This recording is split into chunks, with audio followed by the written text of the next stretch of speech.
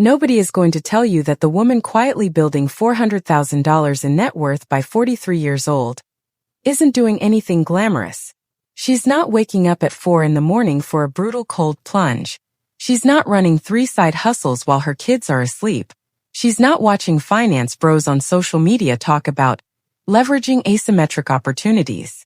She is doing almost nothing that looks impressive from the outside. And that is exactly the point. The hustle culture machine has sold you a very specific lie. That financial security requires suffering. That if you're not grinding yourself into the ground, you're falling behind. That wealth belongs to the obsessive, the relentless, the ones who optimize every single second. That lie keeps you exhausted, distracted, and spending emotionally to cope with the pressure of feeling like you're never doing enough. Here's the uncomfortable diagnostic. The women quietly accumulating real generational wealth are not more disciplined than you. They are not smarter. They simply installed a different set of boring, unglamorous, completely uninstagrammable daily systems. And then they stopped thinking about money so much because the system runs itself. These are the 11 routines nobody talks about, and none of them require a single side hustle. Habit 1. She shops with a closed list, not an open cart. Retail environments, both physical and digital, are architecturally designed to induce what behavioral economists call unplanned purchase cascading. One item in your cart triggers the psychological permission to add 3 more. The quiet wealth builder shops with a pre-committed, non-negotiable list. She treats deviation from that list like a financial boundary violation, because it is. Habit 2. She automates savings before paying a single bill. This isn't advice you haven't heard before. But here's what you've missed. The timing is everything. Most women save what's left over after spending. That guarantees almost nothing is left. She reverses the sequence entirely. Savings transfer happens the morning of payday, before her brain registers the full balance as available money. It's behavioral architecture, not willpower. Habit 3. She has a deeply boring weekly money date with herself. 15 minutes. Every Sunday. No spreadsheet required. She simply looks at what came in, what went out, and whether those numbers match her intentions. That's it. This single ritual prevents the financial blindness that costs the average woman roughly $3,400 per year in unmonitored subscriptions, impulse charges, and forgotten recurring fees. Habit 4. She treats convenience spending like a taxable event. Every time she is about to pay a premium for convenience, a delivery fee, a pre-cut vegetable, an airport snack, she mentally flags it as a convenience tax. She doesn't eliminate it entirely. She simply makes it conscious and visible. Unconscious convenience spending adds up to between $6,000 and $11,000 per year for the average household. Making it visible cuts it in half without deprivation. Habit 5. She uses a cooling ledger for every non-essential purchase over $40. Before buying anything non-essential above $40, she writes it down with the date. She waits 72 hours. If she still wants it, genuinely wants it, she buys it without guilt. What this system actually does is interrupt the dopamine-fueled impulse loop that retailers spend billions of dollars engineering.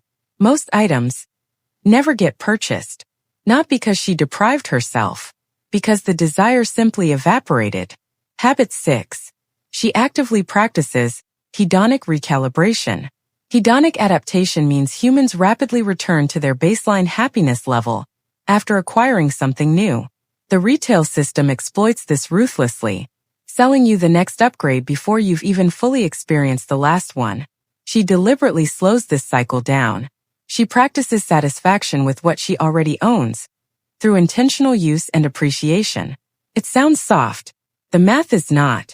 This habit alone protects against lifestyle inflation, which is the #1 silent wealth killer for women earning between $65,000 and $120,000 annually. Habit 7. She never shops as emotional regulation. Retail therapy is a documented behavioral response to stress, rejection, boredom, and anxiety. It temporarily activates the brain's reward center. She's not immune to emotional spending. No woman is. But she has installed a competing behavior. a specific non-purchasing activity she defaults to instead, a walk, a specific playlist, a phone call. The replacement behavior doesn't have to be noble. It just has to exist and be faster to access than her credit card. Habit 8. She keeps her financial life profoundly private. She does not discuss her salary, her savings, her investments, or her financial goals at dinner tables, in group chats, or on social media. This isn't secrecy born from shame. This is a strategic behavioral defense against social comparison spending, the documented psychological pressure to match or exceed the perceived financial status of your social circle. Visibility of her wealth building creates external pressure to perform wealth instead of build it. Habit 9.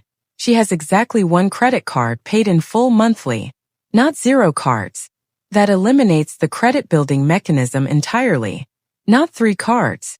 That fragments her spending across multiple psychological mental accounts, which behavioral economists have proven leads to higher total spending. 1 card. Full balance. Every single month. Simple, boring, and structurally sound. Habit 10. She defines enough with a specific number. This is the habit most women have never done, and it is quietly devastating not to.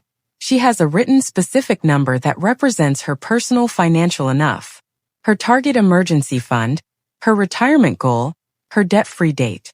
Without a defined enough, consumer culture fills that vacuum with infinite manufactured desire. Having a number creates a destination. Without a destination, every shiny offer looks like a reasonable detour. Habit 11. She invests in invisibility, not signaling. Her car is reliable, not impressive. Her wardrobe is quality, not branded. Her home is comfortable, not curated for guests. She has made a quiet psychological peace with the fact that real wealth is invisible by design. Every dollar not spent performing financial status is a dollar compounding silently in the background. This isn't deprivation.